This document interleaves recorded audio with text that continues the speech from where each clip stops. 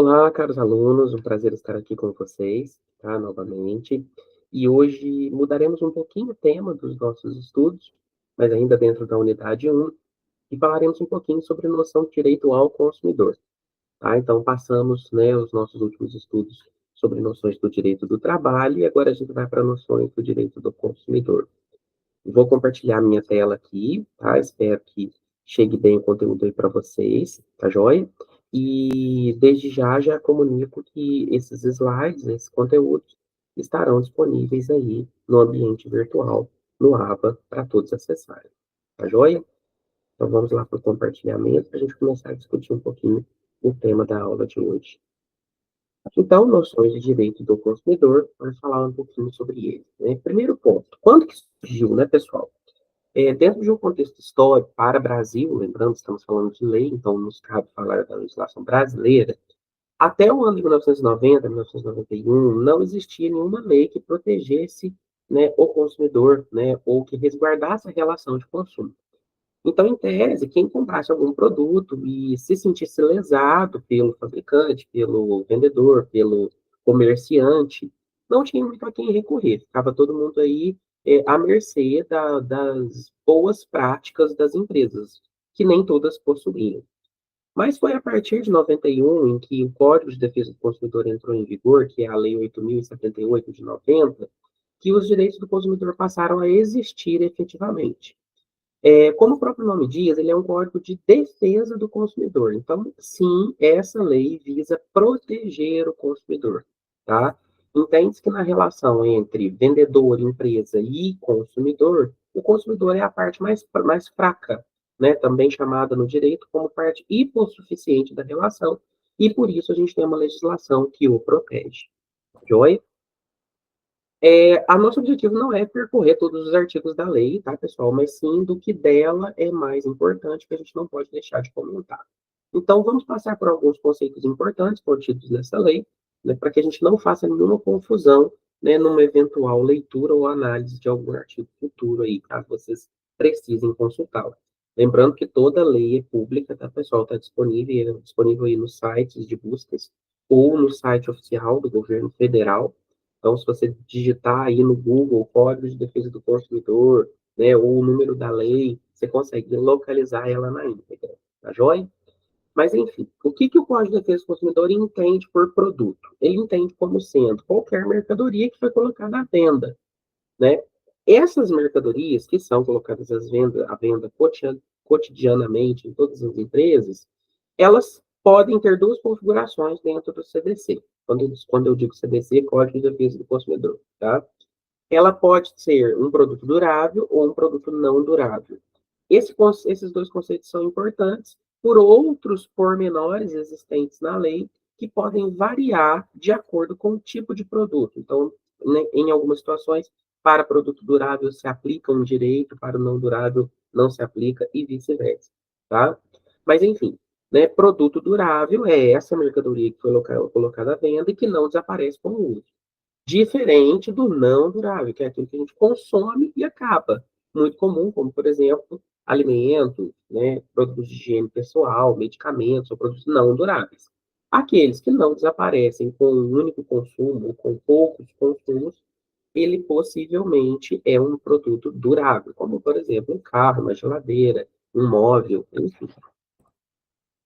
Outro conceito importante, né, que o Código de Defesa também protege é o conceito de serviço. Então, na relação de compra de um produto, de um bem tangível, o Código de Defesa do Consumidor protege o consumidor, mas também o protege quando ele contrata ou quando ele compra um serviço, sendo esse serviço algo intangível. Então, é quando se paga para alguém prestar algum serviço qualquer, né? Por exemplo, corte de cabelo, conserto de carro, né? Serviço bancário e até mesmo serviço público, tá? Da mesma forma que o produto tem esse conceito, o serviço também tem, como o serviço durável e o não durável. Né? O serviço durável é aquele que não vai desaparecer com o uso. Então, tem um exemplo aqui, né? A pintura de uma casa. Então, ela vai durar um tempo considerável, por isso é um serviço durável. Mas a gente tem também, né, um serviço não durável, que é aquele que eu faço uso dele, usufruo do serviço, e ele possivelmente se encerra, né? Como, por exemplo, a lavagem de uma roupa numa lavanderia, que é um serviço não durável, tá? Outro conceito importante é o conceito de consumidor. Então, para o Código de Defesa do Consumidor, quem é consumidor, né? Ele é qualquer pessoa, tá? Física ou jurídica, que venha a comprar um produto ou contratar um determinado serviço para atender alguma necessidade, tá? E aí, esse conceito do consumidor vai fazer toda a diferença na hora de verificar se os direitos e deveres entre as partes envolvidas na relação de consumo.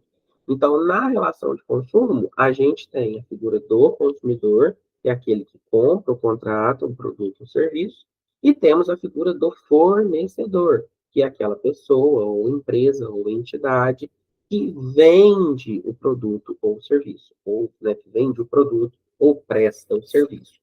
Então, diferenciar essas duas pessoas na relação de consumo é importante. Então, tá aí também o conceito de fornecedor.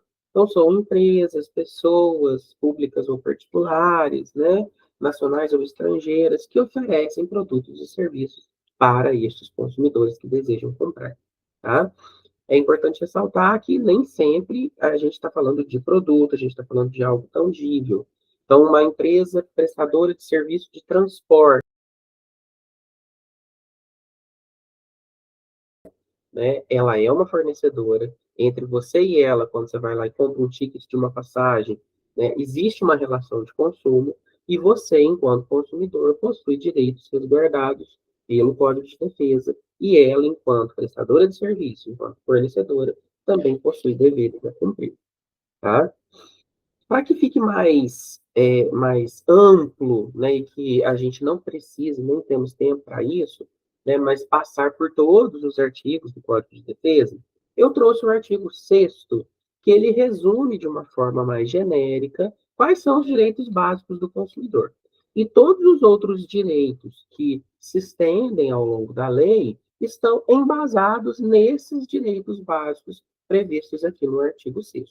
Então, achei por bem, devido ao nosso curto tempo, né, passar brevemente pelo artigo 6º, que a gente entende um panorama mais genérico de quais são os direitos básicos do consumidor. Então, vamos a eles, né? Primeiro direito básico do consumidor, proteção à vida e à saúde. Então, o CDC, né, zela que todo fornecedor, né, toda empresa, todo prestador de serviço, ele precisa ofertar serviços de forma que estejam fomentando a vida e a saúde daquele consumidor, tá? Então, para isso, ele precisa deixar o mais claro possível eventuais riscos que o produto, ou consumo, ou o excesso de consumo pode acarretar, né, na vida desse consumidor.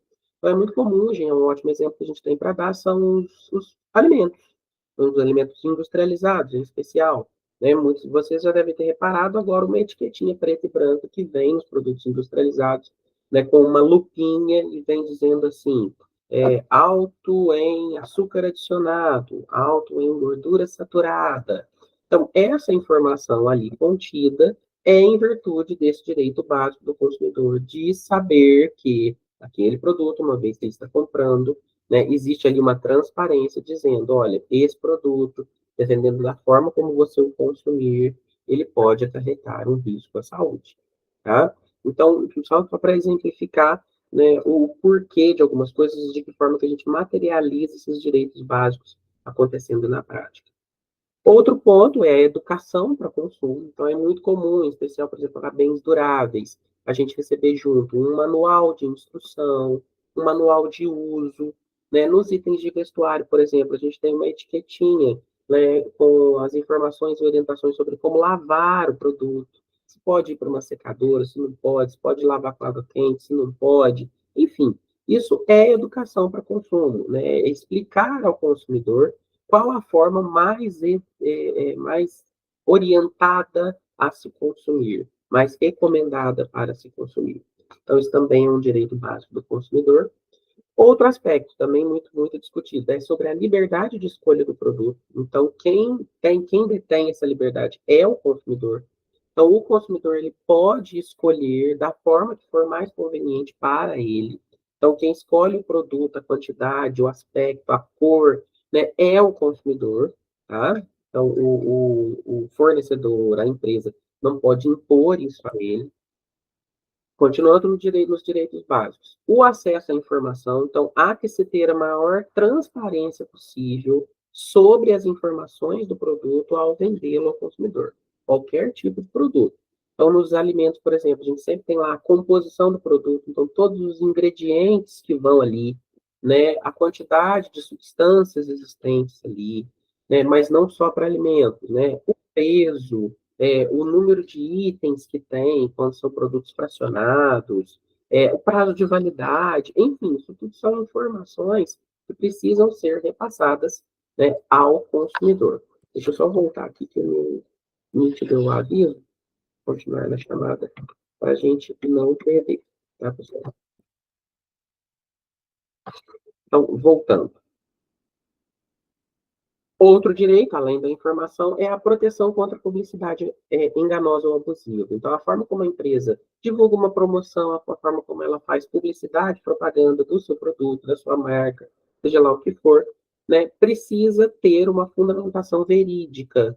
Então, a empresa não pode querer chamar a atenção do seu produto baseada numa mentira, ela não pode tentar ludibriar, né, ou enganar o consumidor sobre uma informação que não procede, seja relacionada ao preço, seja relacionada à condição de pagamento, seja lá o que for, né, qualquer coisa que distorça a informação real via publicidade, também, né, pode, né, ser passível aí de uma punição, uma autuação frente ao Código de Defesa do Consumidor. Tá? Então, o anúncio, a publicidade, ele precisa ser cumprido à risca, com a maior transparência possível, com a maior veracidade possível. E aí, não menos importante, a gente tem também a proteção contratual, então isso aplica-se muito em especial aos serviços, mas não só a serviços, mas enfim, né, existe ali um pacto entre consumidor e fornecedor quando eles combinam algo. Essa proteção contratual não precisa necessariamente ser no papel, tá? Mas, sendo no papel, é importante que ambas as partes estejam de acordo com isso. O ideal, é claro que a gente sabe que nem sempre isso acontece, mas o ideal é que um contrato de prestação de serviço, por exemplo, seja acordado entre ambas as partes, que a parte que está contratando, caso não saiba, mas que ela tenha acesso e tempo para ler as cláusulas do contrato, né? Enfim, saber todos os pormenores ali da relação, tá? É muito comum, né, na contratação de serviço, por exemplo, de telefonia. Então, eu contratei um plano de celular de uma grande operadora. Então, eu vou assinar ali um contrato nessa prestação de serviço. Então, eu, enquanto consumidor, é importante que eu esteja resguardado por esse contrato, que eu possa ler esse contrato, que eu possa contestar algumas cláusulas, que me deem tempo para isso, né? Enfim, para que eu, enquanto consumidor, tenha a percepção do que eu estou assumindo ali enquanto obrigações e direitos frente à assinatura desse contrato, tá? O direito à indenização também é outra previsão no CDC. Então, caso o consumidor se sinta lesado de alguma forma, seja ela qual for, ele pode requerer indenização. Então, não é somente a devolução do dinheiro de um produto estragado, por exemplo, ou a troca de um produto pelo outro, não é só isso. Caso ele se sinta lesado sob outro aspecto, ele pode reivindicar indenização. Claro que isso precisa ser pelas vias jurídicas, né? Mas entendo o aval jurídico pode ser que um consumidor seja indenizado por uma possível lesão que ele tenha sofrido, tá?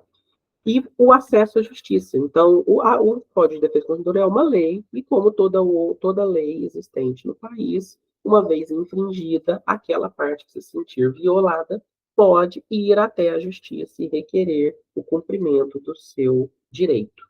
Tá? Com a relação de consumo não é diferente. E aí, falando um pouquinho sobre requerer esse direito, existe aí a figura do PROCON, que muitos já devem ter ouvido falar, mas é uma figura que tenta mediar a relação. o PROCON ele não está vinculado ao Poder Judiciário, tá, pessoal? É importante ressaltar. Ele é uma instituição pública, mas é uma instituição à parte, que visa tentar minimizar os conflitos na relação de consumo. Normalmente ele é um órgão público constituído aí, na maioria dos casos, por prefeituras. Então, quase, né, todos os municípios, ou pelo menos os municípios um pouco maiores em termos de número de habitantes, contam aí com um PROCON, né, criado pela prefeitura, para tentar dirimir esses conflitos existentes entre consumidor e empresa, consumidor e fornecedor, tá? E o PROCON ajuda bastante a diminuir o número de demandas que chegam ao judiciário e costuma fazer um trabalho bastante eficaz. Caso a prefeitura não possua uma unidade do PROCON, não tenha constituído, vai existir a figura do PROCON no estado onde esse município está localizado. Tá? Então, todos os estados brasileiros contam com uma unidade de PROCON. E muitas das prefeituras contam com uma unidade própria. E o que esse PROCON faz? Ele recebe reclamações, denúncias de possíveis infrações no Código de Defesa do Consumidor. Então, um consumidor que tinha direito à troca de um produto foi até a loja e a loja não resolveu para ele pode procurar o PROCON. Um consumidor que talvez esteja se sentindo lesado num contrato que tinha uma cláusula X, né, e ele não sabia dessa informação, ou na primeira versão do contrato ele não tinha essa cláusula, ele pode buscar o PROCON. Uma possível propaganda enganosa, recebi um folder, um folheto na rua sobre uma promoção, cheguei lá, não era nada daquilo, né? Então, posso reivindicar via PROCON. Então, o PROCON atende essas demandas, mesmo que não tenha tido efetivamente o consumo. Então, às vezes, eu não comprei, mas eu estou sendo vítima de uma propaganda enganosa, eu estou sendo vítima de um telemarketing abusivo, né? Eu posso procurar o PROCON, tá? E o PROCON tem autonomia para autuar, para fiscalizar, para notificar, né, as empresas que estejam cometendo infrações ou estejam em desacordo, né, com o Código de Defesa do Consumidor. Para a gente não, né, deixar de comentar, eu trouxe aqui algumas curiosidades que estão contidas lá no CDC, como eu disse, ele é extenso, né, para quem quiser conhecer um pouquinho mais, podem dar uma folheada lá no Código de Defesa, saber um pouquinho dos seus direitos aí enquanto consumidor, mas trouxe só para a gente comentar. O direito de arrependimento, isso é muito comentado. Eu posso comprar um produto, me arrepender de ter comprado, e ir até a loja, pedir meu dinheiro de volta, né? O Código de Defesa do Consumidor fala sobre isso. Ele diz que você só tem o direito de arrependimento, né, de desistir da compra ou do serviço, caso você não tenha feito isso no estabelecimento comercial. Então, acontece no caso de vendas por telefone, né, de compras pela internet. Então, comprei um produto pela internet, o produto chegou para mim, não era nada daquilo que eu pensei, eu tenho direito de arrependimento da compra. Então, eu posso acionar o site, a plataforma, a empresa que me vendeu, e pedir, né, a devolução do meu valor. É claro que possivelmente ela vai pedir para eu devolver o produto, mas eu tenho esse direito. E agora, se eu compro um produto presencialmente numa loja, onde eu tive a oportunidade de ver, de experimentar, de pegar, de pôr a mão, aí não cabe o direito de arrependimento. Tá? Mas cabendo o direito de arrependimento, o consumidor tem 7 dias a partir da data da compra para se arrepender disso. Ou no caso de internet, né? A partir da data do recebimento aí do produto. Tá? O prazo para reclamação, né? Então, o Código de Defesa do Consumidor fala sobre os vícios, né? Os vícios seriam as falhas no produto ou no serviço. Então, ou seja, né, vícios que são notáveis, que não são ocultos, o Código de Defesa usa esse termo. Então, por exemplo, comprei um produto, cheguei em casa, vi que ele está quebrado, ele tem uma peça quebrada. Notadamente, na primeira vez que eu bati o olho, que eu abri a caixa, notei que tem alguma coisa quebrada ali, tá? Aí eu vou ter o prazo para requerer a substituição desse produto, tá? Então, esses prazos que eu estou comentando são desses vícios fáceis de serem notados. Porque quando é vício oculto, aí é um pouco mais complicado, tá, pessoal? Então, por exemplo, eu comprei uma geladeira e lá dentro do motor da geladeira tinha uma pecinha que não estava muito bem encaixada. Então, assim, ninguém chega e abre a geladeira, né, para olhar o interior do motor dela. Então, isso não é um vício fácil de ser notado, tá? Então, esses prazos que eu estou trazendo como curiosidade são esses vícios fáceis de serem notados. Só para vocês entenderem o teor do Código de Defesa, como ele é detalhado, como ele é extenso. Então, o que, que ele diz sobre esses vícios? Diz que o consumidor tem 30 dias, né, para reclamar de vícios notáveis em caso de produtos ou serviços não duráveis. Então, por exemplo, alimentos, serviços, lavagem de roupa, lavanderia, enfim. Né? Então, eu comprei um item alimentício. Na hora que eu abri o pacote, eu vi que estava numa quantidade inferior, eu vi que estava estragado, mesmo estando no prazo de validade. Enfim, né? Eu tenho 30 dias para reclamar disso, mesmo se aplica a um serviço não durável. No caso de bens duráveis, já tem 90. Então, no caso de eletrodomésticos, móveis, carros, aí o prazo já é um pouquinho mais extenso para poder reclamar, tá? E esses prazos começam a contar da data em que você recebeu o produto ou serviço, não necessariamente a data que você comprou. Às vezes eu fui numa loja de móveis, comprei hoje, e dali 2 semanas a loja entregou o móvel na minha casa. Então, conta a partir da entrega, tá?